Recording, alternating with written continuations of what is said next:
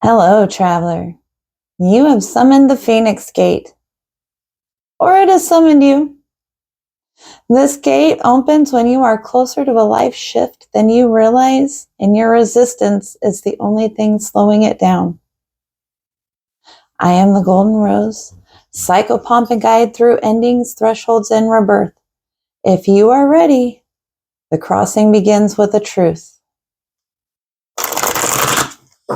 What cycle, belief, or dynamic is currently shaping my viewer's reality?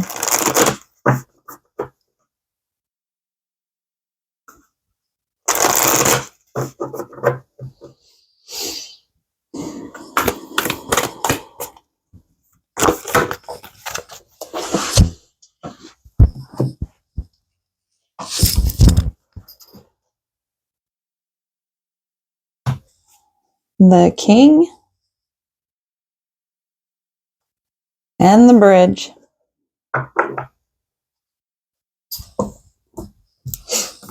The King is Emperor energy in this deck.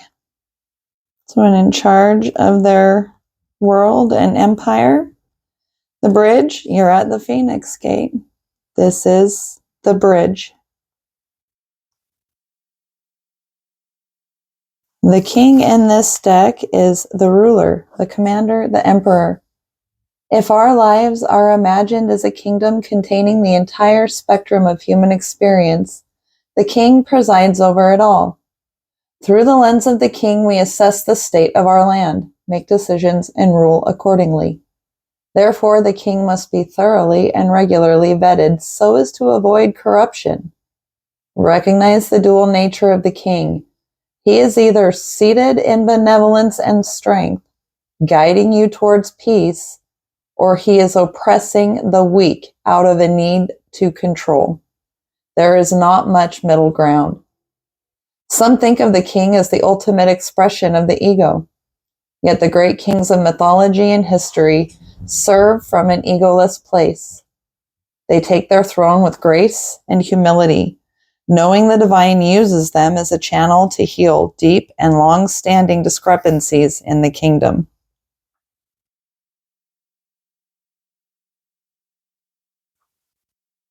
The Bridge. The connection, the link, the gate. Bridges are built to connect two worlds. They create flow, allowing us to travel between realms, ideologies, personalities. This archetype is the gesture of acceptance, of saying yes rather than withdrawing, separating, and saying no. When we cross a bridge to an unknown land, we are led magically into a new reality. We open up to otherness. Healing and communication are made possible. We enter a state of curiosity, wonder, and learning. The shaman, for example, creates the bridge between the everyday world and the sacred. This card asks us to study the connections between the seemingly disconnected parts of our life, relationships, ideologies, histories. Remember that a bridge can't be forced. It must be made with love, or its structure will not withstand the inevitable weather of life.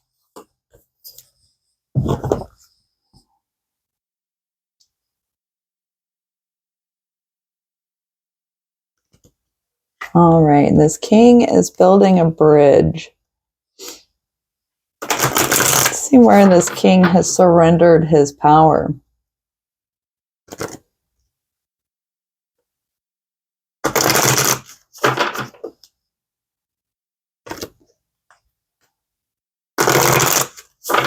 Where has this king surrendered his power in this build bridging endeavor?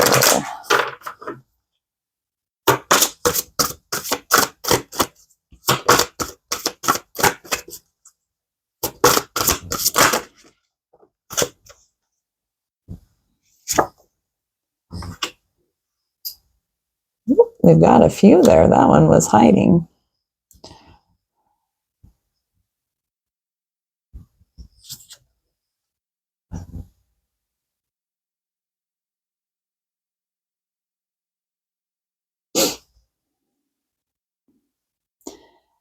Pisces, my beautiful dreamer.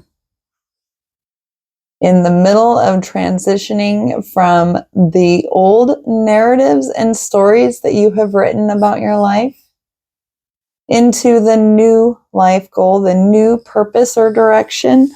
A lot of philosophies view this as your ultimate purpose, right? Moving from the stories of our past and childhood, the conditioning and programming that we were raised within, and moving into a more individuated goals and ideals that are based upon ourselves and our visions for our own lives.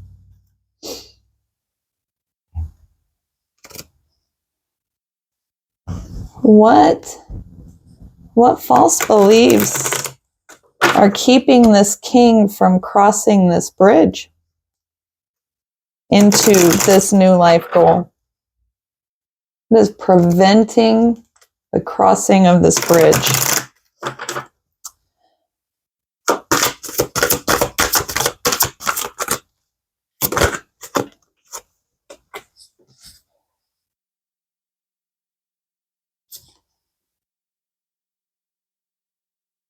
Fluidity, the outer core.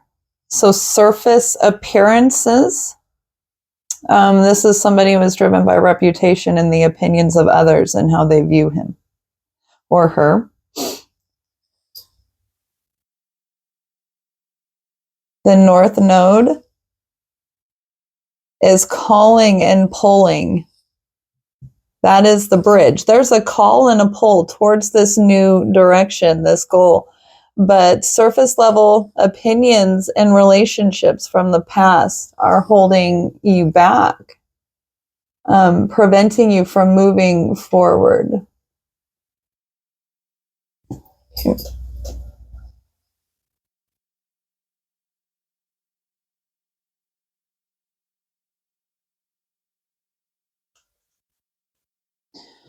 Boundary must be established.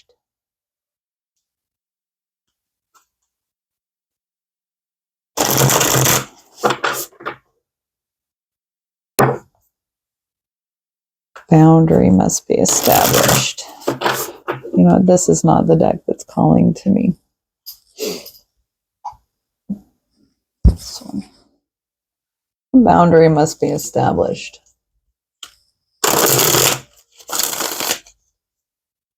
In order to cross this threshold and overcome this fear of judgment.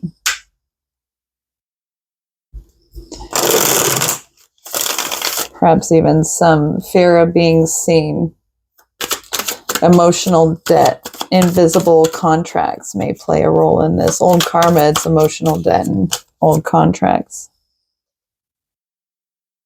Hold that up so you can read that. It's time to get rid of the people and things that no longer serve you and hold you back from your true life purpose. So those old relationships, overcoming that fear of what other people think. That is the call to action. Let's pause on this at the moment. Right? Feel that, let it sink in. Who are these people to you really, if you can't value their opinions and contribution to your life? Like if you have people around you who you don't respect, who are dishonest, manipulative, intentionally undermining your goals and progress,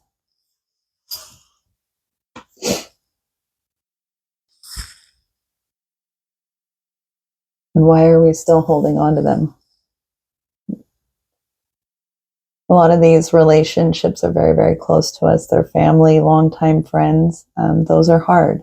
It is okay to acknowledge that and recognize that change often carries grief alongside liberation. These invisible contracts that are still running our life, where we feel like we owe people, why we feel like we owe them. These loyalties often limit us. And we learned that love requires sacrifice or long suffering in a lot of these old relationships. This is calling to look at that and why we're holding on to it.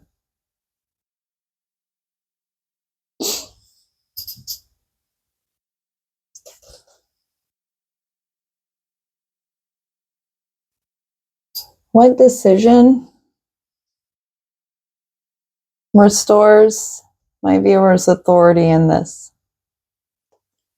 What decision restores their authority and ability to move forward?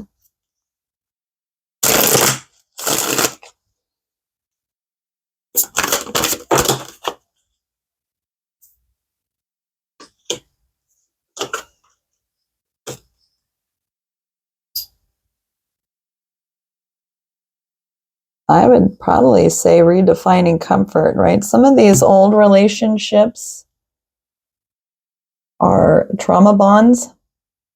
So we get comfortable.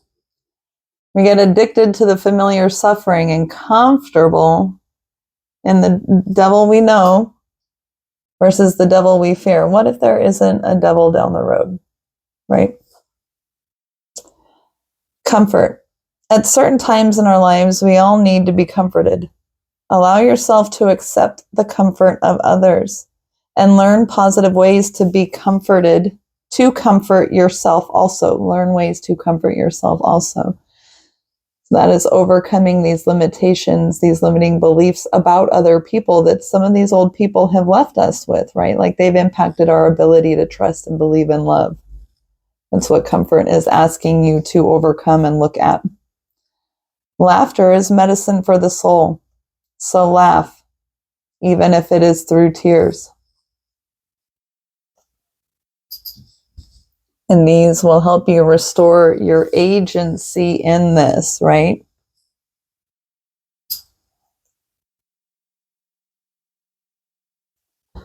What ally or resource is available to my viewer to help support them as they move out of these old relationships, circumstances with people around them into these new energies?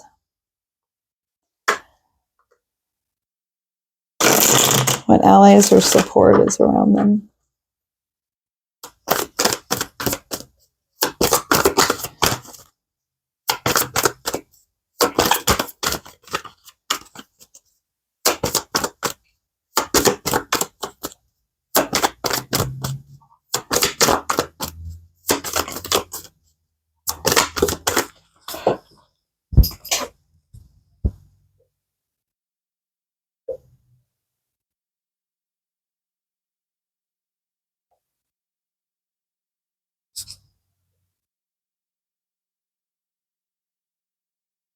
I don't understand this.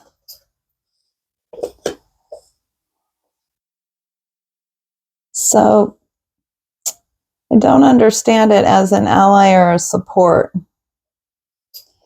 I do understand it as part of the old contract and the conditioning and the programming. As an ally and support, the way I can understand the puppeteer, because it's explanations and apologies, it would be in what we're telling ourselves. Taking back those narratives. But it is being able to identify who has been pulling our strings. So in being able to see this, it isn't that the puppeteer is the ally or the support. It is being able to identify who is the puppeteer that has been pulling those strings. And then why they might be doing that. What is their motivation, right? And if you find that their motivation is not aligned with what you value to be true, then those are the strings that need cut. What message does their evolved self send back to them now?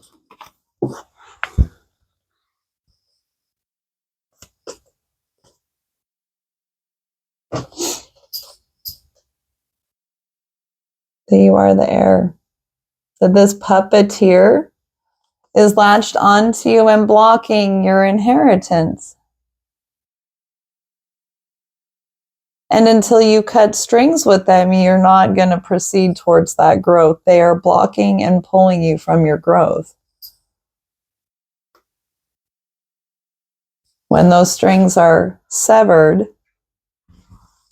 you step into your unseen potential. You overcome hesitations, and you enter the stage of discovery and augury in your life.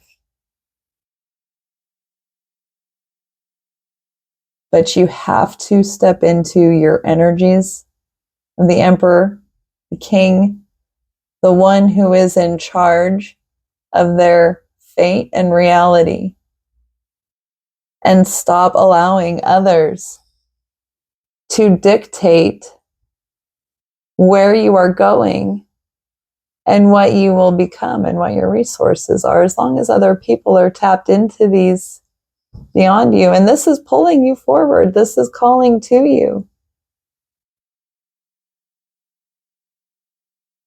You've got some people hanging on your energy that do not have your best interests in mind.